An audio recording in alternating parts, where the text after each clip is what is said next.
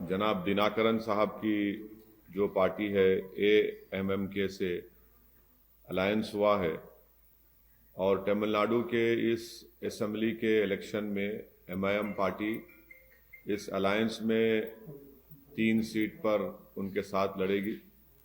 एक वानियमबाड़ी, एक कृष्णागिरी और एक शंकरापुरम।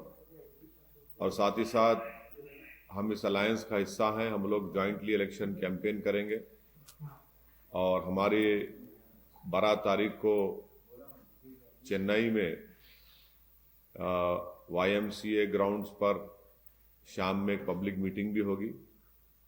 और आज आपको मालूम होगा कि हम लोग इस अलायंस में साथ हैं और हमारी पूरी कोशिश होगी कि तमिलनाडु की पॉलिटिक्स में जो हमेशा DMK लेड अलायंस या ADMK लेड अलायंस होता है, तो एक थर्ड अल्टरनेटिव के तौर पर मुझे यकीन है कि मिस्टर दिनाकरन की लीडरशिप में AMMK या AIMIM और दूसरे जो पार्टीज इस अलायंस में होंगे, हम लोग एक थर्ड अल्टरनेटिव बनकर तमिलनाडु की आवाम के पास जाएंगे। और मुझे यकीन है कि तमिलनाडु की जनता अपनी मोहब्बत से और अपनी आशीर्वाद से जनाब दिनाकरन साहब की पार्टी AMMK को और इस अलायंस जितने पार्टीज है उनको अपनी दुआओं से नवाजेगी। ये हमारी एक कोशिश होगी। Sir, you have said that you are hoping to they can join this alliance, they will join this alliance, or you are in touch with several other political parties. Can you name them? No, it is better that Mr. Dinakaran, who is the head of AMMK, will speak about which other groups, political parties and organizations are going to be part of this alliance led by him. As far as I know, there are many parties and groups and organizations who are in touch with Mr. Dinakaran. Sir, एक बात कि TTV Dinakaran के साथ type करने में तर्क क्या है और कितने सीट्स वो लड़ रहे हैं? आप तो 3 सीट्स लड़ रहे हैं और क्योंकि अभी शशिकला भी पॉलिटिक्स से बाहर हो गए हैं, तो क्या यह बात सही है कि DMK के साथ आप जाना चाहते थे लेकिन वो मर्जराइज नहीं हुआ? और अब दिनाकरन का कितना जो है होल्ड है सर तमिलनाडु पॉलिटिक्स में, क्योंकि एक सीट पे वो जीते हैं, तो आपके कुछ क्योंकि you are known party all over India, तो उनके साथ क्या दिखा रहा है आपको? नहीं, दिनाकरन साहब, मेरा मानना यह है कि तमिलनाडु में उनका बाई इलेक्शन की जो विक्ट्री थी RK-पुरम से, और तमिलनाडु में RK-पुरम में बहुत ही पॉलिटिकली प्रेस्टिजियस सीट मानी जाती और जिसमें उन्होंने DMK को भी हराया, ADMK रूलिंग पार्टी थी उसको भी उन्होंने शिकस्त दी और खुद कामयाब हुए। और अच्छी मेरे ख्याल से अगर मैं गलत ना कहूँ तो 10,000 वोट से ज्यादा उनको एक बाई इलेक्शन बहुत बड़ी कामयाबी हुई। और मुझे यकीन है कि दिनाकरन साहब एक पॉलिटिकली श्रूड और एस्ट्यूट पॉलिटिशियन है और उनके साथ हमको जाने से यकीनन MIM पार्टी को भी, उनको भी, और तमिलनाडु सबसे ज्यादा फायदा तमिलनाडु के वोटर्स को होगा, क्योंकि वो लोग अभी ये 2 अलायंसेस जो है ट्रेडिशनली DMK ADMK के, उससे वो तंग आ रहे थे, तो उनको एक अल्टरनेटिव की जरूरत थी और वो बहुत बड़ा उस वहां पर एक वैक्यूम है और हम कोशिश करेंगे उस पॉलिटिकल वैक्यूम को फिल करने की। और हाँ, सवाल आपका DMK का, तो इस बारे में मैं तफसील से बताऊंगा जब 12 तारीख को हमारी तमिलनाडु की जनता को कि DMK ने किस तरह से हमसे पेश आया, किस तरह से हमसे बर्ताव किया, इस पर मैं तफसील से बताऊंगा 12 तारीख के दिन पब्लिक मीटिंग में। सर, 3 सीट आप लड़ रहे हैं, क्या आप इस चीज से सेटिस्फाइड है? और साथ ही साथ क्या आप तमिलनाडु के लोगों में ये MIM लोगों के लिए काम करेंगे, ये मैसेज आप कैसे देंगे और आपकी स्ट्रैटेजी क्या रहेगी? देखिए, 5 साल पहले भी हम लोग मेरे ख्याल से 3 या 4 सीट पर ही लड़े थे, तो इस बार भी हम हमारी पार्टी के जो जिम्मेदारान हैं और AIMIM पार्टी के जो यहाँ से ऑब्जर्वर है जनाब तैयब साहब और हमारे तमिलनाडु के प्रेसिडेंट जनाब वकील साहब, जब DMK हमारे AMMK पार्टी के लीडरशिप से बात किए, तो उस वक्त भी हम लोग सिर्फ यही 3 सीट हम लोग उनको बोले थे। तो हमको यकीन है कि इससे हमारे लिए, पार्टी के लिए भी अच्छा होगा, और तमिलनाडु के दलित, तमिलनाडु के मुस्लिम माइनॉरिटी, तमिलनाडु के जो वीकर सेक्शंस हैं, हमारी कोशिश होगी कि उनकी एक इंडिपेंडेंट वॉइस हम वहाँ पर बने। और यकीनन वहाँ पर एक बहुत बड़ा स्पेस है, और उस स्पेस को हम पूरी कोशिश करेंगे फिल करने के लिए, क्योंकि जितने भी ट्रेडिशनल जो अलायंसेस हो रहे हैं उसमें कोई लीडरशिप बनती नहीं है माइनॉरिटीज की खास तौर से। तो सिर्फ उनकी ज़बान पर किसी का बी फॉर्म होता, किसी का ए फॉर्म होता। हमारी कोशिश होगी कि एक वायबल तरीके से हम लोग वहाँ पर इस वैक्यूम को फिल कर सकें। सर, आप तमिलनाडु में डीएमके से पहले बातचीत चल रही थी, वो किन्हीं वजहों से नहीं पूरी हो पाई। बंगाल में भी चल रहा था, तो एक आपको ऐसा लगता है कि एक ऐसा पॉलिटिकल वो नेक्सस काम कर रहा है, या ऐसे लोग काम कर रहे हैं जहां जहां आपके जिस सूबे में स्ट्रॉन्ग स्टेक होल्डर्स के साथ आपकी बात चल रही है उसको डाइल्यूट कर दिया जा रहा है, उसको एक तरह से खराब कर दिया जा रहा है। तो क्या आपको लग रहा है कि मौजूदा पॉलिटिक्स में आपको कुछ लोग, कुछ सियासी धड़ा आपको अछूत की तरफ बिहेव कर रहा है? नहीं, ये तो बिल्कुल सही है कि भारत की पॉलिटिक्स में बड़ी अनफॉर्चुनेट बात है कि हर कोई ये समझता है कि AIMIM एक अनटचेबल पार्टी है। AIMIM से अगर अलायंस छोड़ी, अगर बातचीत भी करेंगे तो हमारा मेजॉरिटी कम्युनिटी का वोट हमसे भाग जाएगा।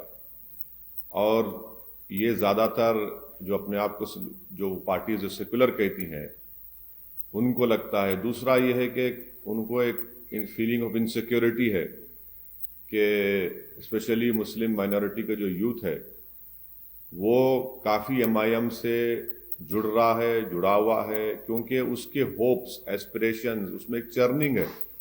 वो ये चाहता है कि भाई हमारी एक पॉलिटिकल वॉइस हो, हमारी भी एक पॉलिटिकल लीडरशिप हो। वो तंग आ चुका है इन सेकुलर पार्टीज को वोट देते देते, और वो इन पार्टीज में जो लीडरशिप है उसको मानने को तैयार नहीं है। तो यकीनन ये MIM पार्टी को एक अनटचेबल के तौर पर ये लोग पेश करते हैं, और उनका आर्गुमेंट ये होता है कि अगर हम AIMIM से बात करेंगे, अलायंस को छोड़ो, तो हमारा मेजॉरिटी कम्युनिटी का वोट भाग जाएगा। ये सेकुलर पार्टीज ये नहीं देख रहे हैं कि भाई आपका वोटर है ही कहाँ आपके पास। स्पेशली मुल्क के बहुत से स्टेट्स में तो वोटर भाग चुका है, उनका जो ट्रेडिशनल वोटर था सेकुलर पार्टीज का, तो है ही नहीं। तो अब इसीलिए थोड़ा वो लोग इनसिक्योर फील करते हैं और हमारे को कोशिश करते हैं कि हमसे बातचीत ना हो, और इस तरह के इल्ज़ामात लगाते हैं। मगर ये चलता है पॉलिटिक्स में। हम अब मेहनत करेंगे, और अच्छी बात भी हमारे लिए भी, हमारे पार्टी के मेंबर्स के लिए भी एक ऑब्जेक्टिव है कि हम अपने बलबूते पर मेहनत करके अपना नाम और मुकाम पैदा करेंगे, और जब वो हो जाएगा तो जब हालात और बदल जाएंगे। सर, हालांकि आपने प्रेस कॉन्फ्रेंस तमिलनाडु पे रखा है, लेकिन एक सवाल है, आपने पिछले दिनों एकला चलो की बात कही थी अपनी प्रेस कॉन्फ्रेंस में, तो क्या बंगाल में आप एकला चलो को फॉलो करेंगे?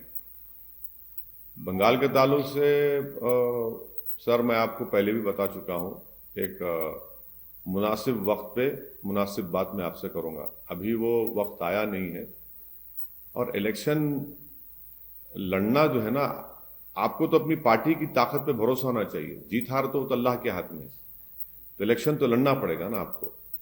आप कोई भी इलेक्शन, कोई पॉलिटिकल पार्टी, सबसे पहला उसको अपनी पार्टी के मेंबर्स के ऊपर, अपने आप पर, उस पॉलिटिकल पार्टी को कॉन्फिडेंस होना चाहिए, तो जब आगे बढ़ते आप। तो हम हमेशा से अकेले लड़ते आए हैं। अब तक जो आप देखें MIM का जो पॉलिटिकल जर्नी है, इसमें कोई पॉलिटिकल पार्टी ने ना हमको प्रमोट किया, ना हमारा साथ दिया। हम तो लड़ते हुए आए हैं, मेहनत किए, हमारे पार्टी के मेंबर्स ने बड़ी कुर्बानियां दी। हाँ, हमसे गलतियां भी हुई हैं, उन गलतियों से हमने अपने आप को सही भी किया है, करेक्ट भी किया है। तो ये तो प्रोसेस है, चलता रहेगा। सर, ये जो 3 सीट हीरो किया अलायंस में, वन्यवाड़ी में आप कंटेस्ट कर चुके हैं, वन्यवाड़ी में आपने कैंपेन किया, कृष्णगिरी और शंकरपुरम, ये दो कॉन्स्टिट्यूएंसीज को सेलेक्ट करने के पीछे क्या रीजन है? नहीं, यहाँ देखिए, मैं आपको बताना जरूरी समझूंगा कि पिछले 4 साल में हमारे पार्टी का ऑर्गेनाइजेशन अगर मैं गलत ना कहूं तो कम से कम 25 असेंबली कॉन्स्टिट्यूंसी में बहुत अच्छा ऑर्गेनाइजेशन है हमारा पार्टी का, और दूसरे 20 कॉन्स्टिट्यूंसीज में एक मिनिमम लेवल पर है, मगर 25 असेंबली कॉन्स्टिट्यूंसी तो हमारा अच्छा ऑर्गेनाइजेशन है। और उसके बाद हम लोग जब डिस्कशन हुआ दिनाकरन साहब की पार्टी से और हमारे पार्टी में, तो हम लोग बोले ठीक है, हम 3 सीट्स पर हम लड़ेंगे, और जहाँ जहाँ हमारी स्ट्रेंथ है, जहाँ जहाँ हमारा ऑर्गेनाइजेशन है, जहाँ जहाँ हम कोशिश कर सकते हैं, वहाँ पर दिनाकरन साहब की पार्टी के अलायंस, उनकी पार्टी कैंडिडेट, अलायंस के कैंडिडेट्स को हम लोग कामयाब करने की कोशिश करें। How many seats this alliance will contest, sir? You have finalized or looking for? No, we are going to contest in 3 seats in the forthcoming Tamil Nadu Assembly election, and we are very happy that we are part of the alliance of AAMMK led by Mr. Dinakaran, and we are going to contest in Vaniambadi, Krishnagiri and Sankarapuram, and we'll be holding a joint public meeting. I'll be also be joining that public meeting, which is going to be held on the 12th of March in Chennai in the evening in the YMCA grounds. And jointly, I will be campaigning with the AAMMK leadership and the other allies which are going to be part of this alliance. And we are definitely going to try and give a third political alternative to the people of Tamil Nadu, because traditionally there has been only 2 alliances, the ADMK and the DMK-led alliance. So and the Tamil Nadu people definitely want a third political viable alternative, and there is a huge political space for that. Mr. Dinakaran's victory in a by-election, that itself is a very historic victory which he attained, because the assembly constituency which he represents is a very prestigious political constituency, and he defeated ADMK and DMK. So that itself had sent a lot of shudders and concerns in other 2 political formations.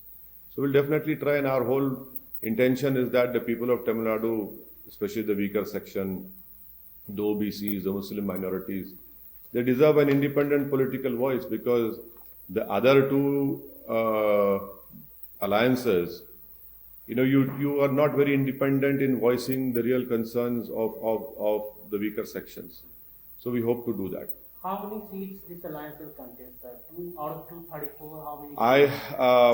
As far as I know, we are contesting 3 seats. The remaining 231 seats will be contested by Mr. Dinakaran's party and the other alliance partners. The whole details would be given to you by Mr. Dinakaran when he holds a press conference today or tomorrow. Every details will be given. So far you are looking for contesting on each and every seat of Tamil Nadu, sir, this alliance? This is what I know, but this will be clarified in a much better way when Mr. Dinakaran holds a press conference and addresses the media. He will tell you in detail which constituencies, which parties are contesting. Sir, इससे हटके अभी चुनाव से ये कल बाटला house encounter पे court का judgement आया है, जिसमें माना है कि जो आरिफ है उसने ये किया है, और जो साइंटिफिक एविडेंस है उसको माना है। उसके पहले जब ये एनकाउंटर हुआ था, काफी सारे लोगों ने आंसू बहाए थे, कहा था कि ये एनकाउंटर झूठा है, फर्जी एनकाउंटर है।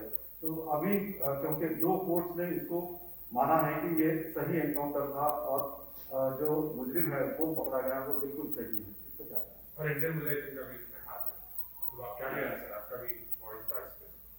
आपको क्या कंसर्न है मेरे से सवाल कर रहे हैं? क्या आपका कंसर्न क्या है? कंसर्न ये है कि जब ये एनकाउंटर हुआ तो सोनिया गांधी ने आंसू बहाए थे। अच्छा। कांग्रेस पार्टी ने कहा था कि ये फर्जी एनकाउंटर है, ठीक है। कई सारे दूसरे लीडर्स ने भी कहा था कि इस पर जांच होनी चाहिए जी। अब 2 कोर्ट्स ने उसको सही ठहराया। अब आप देखिए, मैं तो AIMIM का रिप्रेजेंटेटिव हूँ। अब आप जो लीडर्स का नाम ले रहे हो दूसरी पार्टी के हैं, जो मेरे सख्त खिलाफ हैं, जो मेरे को रोज सुबह शाम मेरे को गाली देते। अब इन लोगों का जवाब मैं कहाँ दे सकता हूँ प्रसाद साहब, उनसे ही पूछ लो आप, आपने दिल्ली ब्यूरो को बोलो, आप उनको जो रोए या नहीं नहीं उनसे नहीं नहीं मैं नहीं नहीं मैं नहीं नहीं नहीं नहीं मैं ये तो सही फैसला आया है, देखिए कॉन्स्टिट्यूशन को मानते हैं, नहीं नहीं देखिए जुडिशरी को मानते हैं, तो एक बात ये क्या सही ठहराते हैं या नहीं? दो कोर्ट ने फैसला दिया है, as a independent political party आप भी हर चीज में अपनी जो है रुचि रखते हैं। कोर्ट का जजमेंट है, मानना पड़ेगा ना। कोर्ट का जजमेंट कौन नहीं मानता बोलिए आप? जुडिशरी का जजमेंट है, मानना पड़ेगा। और जो भी डिससेटिस्फाइड होगा उसको अपील करने का मौका है, वो भी कोर्ट का प्रोसेस है। तो कोर्ट का जजमेंट है, इसमें मानना नहीं मानने का क्या, कोर्ट का जजमेंट है। आपको कोर्ट के जजमेंट से आप मुतमईन नहीं है, अपील करिए, सुप्रीम कोर्ट तक जा सकते हैं आप, फिर रिव्यू पिटिशन डाल सकते हैं। तो जुडिशियल प्रोसेस है, इनको राइट है, कोर्ट का जजमेंट है, मानना पड़ेगा, उसमें क्या है। मगर आप जो पॉलिटिकल पार्टीज का बात नाम ले रहे हो वो उनसे पूछिए, मैं कैसा बोलूँ। Sir, now you have finalized whole plan for Tamil Nadu. What about Bengal? Because Bengal was on your priority list. When you are visiting again last You time? see, when you I don't know whether you have followed what I said in my party formation day public meeting. MIM contesting elections or not contesting elections is based on what my party thinks is right for my party. So we will decide at an appropriate time.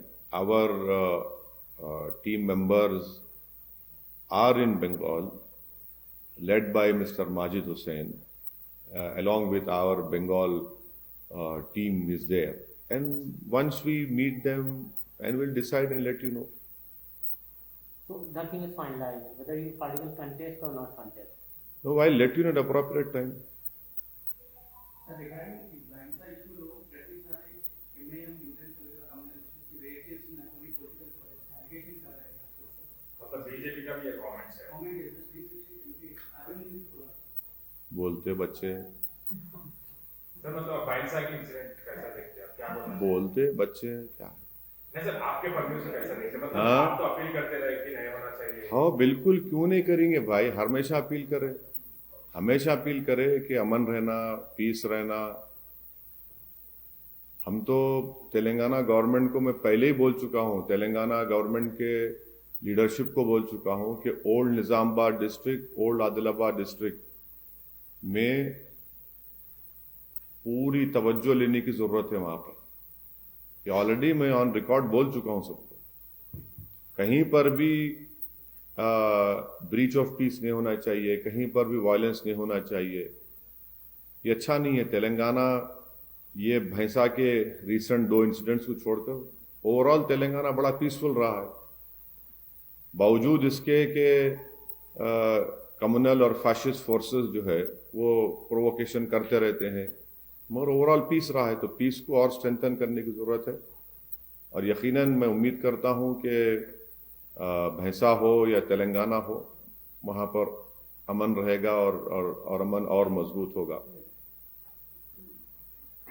Karnataka के home minister ने sir अभी कहा है कि government सोच रही है एक ऐसे कानून का जो ये malicious attack and जो कैंपेन, फेक कैंपेन या ब्लैकमेलिंग काइंड ऑफ इंसिडेंट्स हो रहे हैं पब्लिक रिप्रेजेंटेटिव के खिलाफ, उसके खिलाफ एक कानून बनाने की वो लोग तैयारी कर रहे हैं कि ऐसा कानून लेके आया जाए कि इस तरीके से फेक और blackmailing kind of activity public servant से रिलेटेड ना हो। आप बोलिए, आप मीडिया में रह के आप बर्दाश्त करेंगे इसको? क्या मतलब ब्लैकमेलिंग का? ब्लैकमेलिंग का मतलब क्या है? आप अपनी जिंदगी जो है गंदगी में गुजारेंगे, बदकिरदारी में गुजारेंगे, एक्सप्लॉयटेशन करेंगे कमजोरों का, और जब आपकी गंदगी और बुराई अवाम में आ जाती है तो आप उसको बोलते कि नहीं दिखाना। वो कौन क्या अपने घर में कर रहा मेरे को उससे मतलब नहीं है, वो आप क्या करते आपका राइट है वो। बट अगर जब कोई आपके ही पॉलिटिकल अपोनेंट्स आपके वो निकाल देते हैं वो तमाम चीजों को, तो फिर उस पर क्या बोलेंगे आप? आप बोल रहे ब्लैकमेलिंग नहीं करना, फिर आप बीफ के ऊपर कानून क्यों बनाए? ये क्या बात है भाई? आप मैं क्या खाना खाऊंगा आपको उसकी फिक्र क्यों है? करीब पूरी खुरेश कम्युनिटी जो है, जिनका प्रोफेशन ही खुद ये है, उनको बर्बाद कर दिया पूरे कर्नाटका में। और आपके एमएलएस की जब बात आ रही है तो आप बोल रहे हैं, क्या बोल रहे हैं, ब्लैकमेलिंग का कानून बनाएंगे। फिर मैं जो खाना चाह रहा हूं, ठीक है, काउ स्लॉटर एक्ट है, मानते हो, लॉ है, मगर ये दूसरा जो उस पर क्यों बंद कर दिया? पूरी इंडस्ट्री बर्बाद कर दी है। दलित, गरीब जो मुसलमान हैं, जो गरीब लोग हैं, पूरा प्रोफेशन है उनका। अपनी जहां बात आ रही, अपनी चमड़ी को बचाने की बात आ रही, तो ब्लैकमेलिंग हो जाता है। आपकी कलरफुल लाइफ पब्लिक में आ रही तो आप परेशान हो जा रहे हैं। आप कलरफुल क्यों लीड करते हैं भाई? ब्लैक एंड व्हाइट लीड करिए ना। मगर अपनी, आपकी इंटेग्रिटी, आपकी अनपॉपुलैरिटी को आप बचाने के लिए लॉ बना रहे, मगर वो जो गरीब जो भूखा मर रहा है आपके लॉ से कर्नाटका में, उसकी कोई फिक्र नहीं है उनको। तो इससे मालूम हो रहा है कि कितना ये लोग लॉ बनाते सिर्फ अपने सेल्फ सेंटर्ड आइडियोलॉजीज के ऊपर, अपने आप को प्रोटेक्ट करने के लिए, अपने इमेज को प्रोटेक्ट करने के लिए। वो सीडी कौन निकाले, क्या निकाले, मेरे को नहीं मालूम। वो तो बीजेपी खुद अपने पार्टी में एक बना लेना सेल, और फिर उनके ही क्या 6-7 एमएलए कोर्ट को चले गए कि मीडिया रिपोर्ट नहीं करना। अब मीडिया भी तो कुछ बोलना ना। हाउ कैन मीडिया टॉलरेट कर रहे हैं आप ऐसा? आप लोग कुछ बोल रहे ही नहीं, आप लोग तो खुश है, चलो हमारे को रोक दे रहे। अरे भाई, आपका काम तो रिपोर्टिंग करना है ना। ओके, फ्यूल प्राइसेस 27 फरवरी से अभी तक मतलब इंक्रीज नहीं हुआ, नॉट इंक्रीज। अच्छा, अच्छी बात है, अच्छी बात है। अरे वाह, मेरे को नहीं मालूम था कि टाइम्स नाउ का ये एडिटोरियल ओपिनियन है कि 27 फरवरी से अब तक प्राइस नहीं बढ़े। इसका मतलब आप लोगों की गाड़ी में पेट्रोल पे और डाल रहा है। नहीं नहीं नहीं, आपका लग रहा है कि आपके पास अलग पूरा क्वेश्चन तो सुन लीजिए। मतलब 27 फरवरी से फ्यूल रेट्स इंक्रीज नहीं हुए, आप कैसा देखते हैं? मतलब मार्केट से रिलेटेड या फिर इलेक्शन से रिलेटेड? ये था क्वेश्चन। मार्केट से रिलेटेड देखते हैं या फिर इलेक्शन से रिलेटेड देखते हैं? मतलब बढ़ाया नहीं गया तो क्या इलेक्शन सर पे है, उसको देख मद्देनजर, या फिर मार्केट के जो पेट्रोल के दाम को लेकर के डायनामिक प्राइसिंग है, तो जो क्रूड ऑयल का रेटिंग। नंबर 1 पॉइंट ये है कि नरेंद्र मोदी सरकार जो है वो 2 व्हीलर चलाने वालों की दुश्मन है। नरेंद्र मोदी की सरकार जो लॉरी चलाते ट्रक ड्राइवर्स, उनकी दुश्मन है।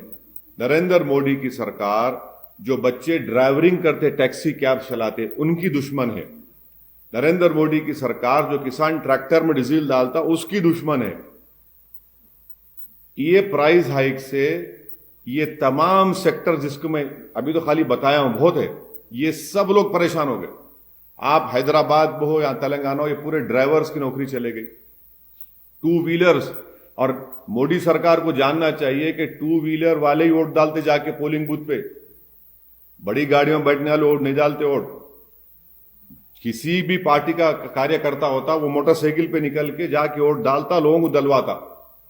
ऑटो है, ऑटो वाले परेशान है। ये गरीब, भारत की जमहूरियत माने इलेक्शन अगर कामयाब होता है तो ये गरीबों की वजह से, ये जो वोटिंग क्लास जिसको गरीब बोलते हैं, अब वो लोग खुद परेशान है। तो प्राइस नहीं बढ़ रहा, क्या मतलब भाई? आप गवर्नमेंट जो है, जो सेंट्रल टैक्स लेती है, तो कम कर दो ना भाई, आप 38%। अगर नहीं बढ़ा, अगर आपकी बात सच है तो आप टैक्स कम कर दो ना भाई, आप 10% कम कर दो। क्यों नहीं कम कर रहे आप कम करके दिखाइए ना गरीबों को। भाई आप गरीब के लिए, गरीब का गरीब तो पिटे जा रहा है। वो पैसा तो सब्सिडी में जाता है ना। कौन सी सब्सिडी में जा रहा है भाई? कौन सी योजनाओं में जा रहा है भाई? कौन सी योजना, कौन सी योजना है? गरीब की गरीबी बढ़ाने की योजना है ये तो। कहां की योजना है ये? किधर है ये? तो आप जाके देखिए।